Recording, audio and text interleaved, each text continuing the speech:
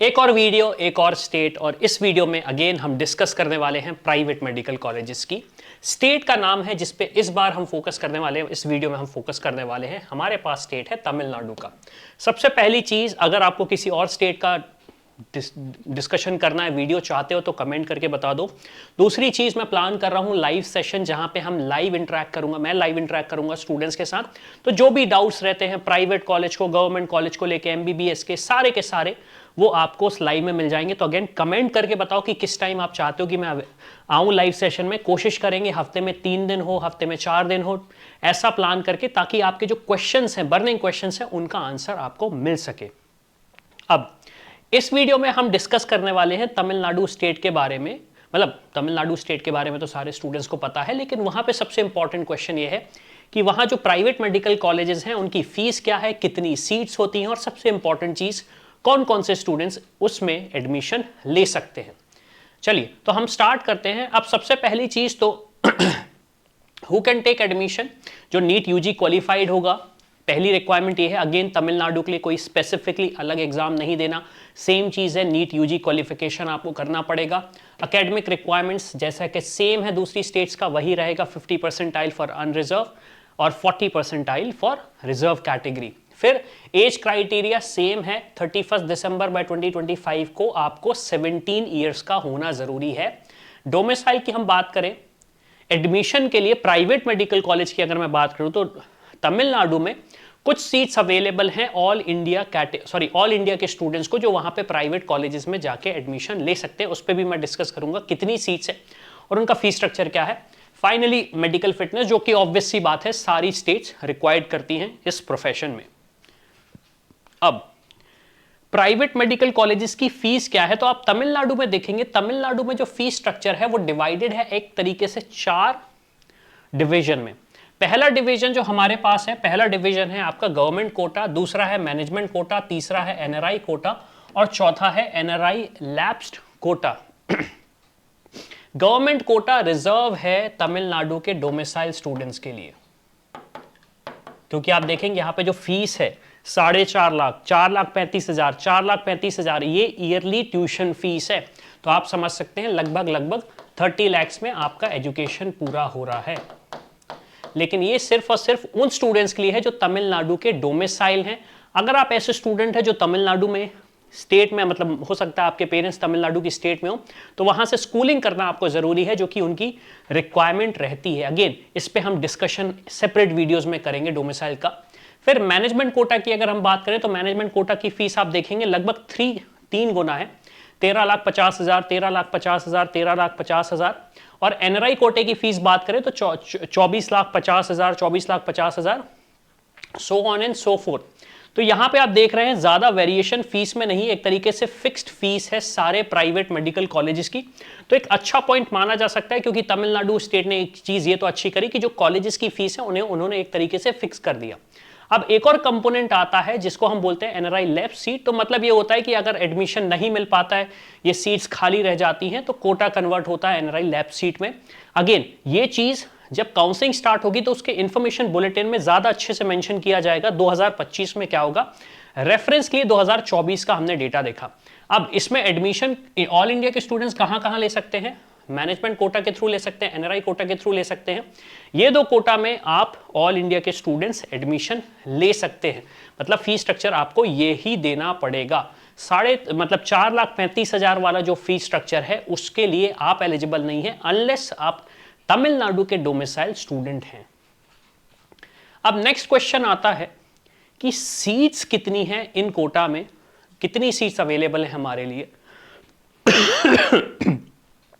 तो यहां पे आप देखिए, एक्चुअली ये जो कोटा डिवाइडेड है, यहां पे इनका एक सब डिवीजन भी है, लेकिन क्योंकि सब डिवीजन आउटसाइड तमिलनाडु के स्टूडेंट्स के लिए एप्लीकेबल नहीं है, इसलिए मैंने वो सब डिवीजन नहीं दिया। जैसे कि गवर्नमेंट कोटा को आप देखेंगे, सिंपल सा एग्जांपल, हम ट्रिची एसआरएम मेडिकल कॉलेज की बात करें, 116 सीट गवर्नमेंट कोटा की सीट्स हैं जो कि रिजर्व हैं तमिलनाडु के डोमिसाइल स्टूडेंट्स के लिए। फिर मैनेजमेंट कोटा की 87 सीट्स हैं, आप देख रहे हैं। एनआरआई कोटा की 38 सीट्स हैं। तो टोटल सीट्स यहां पे 241 सीट्स हैं तमिलनाडु स्टेट में इन कोटा वाइज।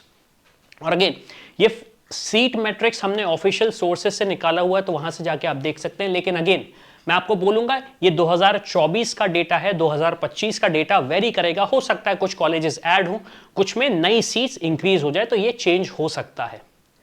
अब सबसे इंपॉर्टेंट क्वेश्चन, अगर मुझे इन कॉलेजेस में एडमिशन लेना है तो मेरा एडमिशन प्रोसेस क्या होगा?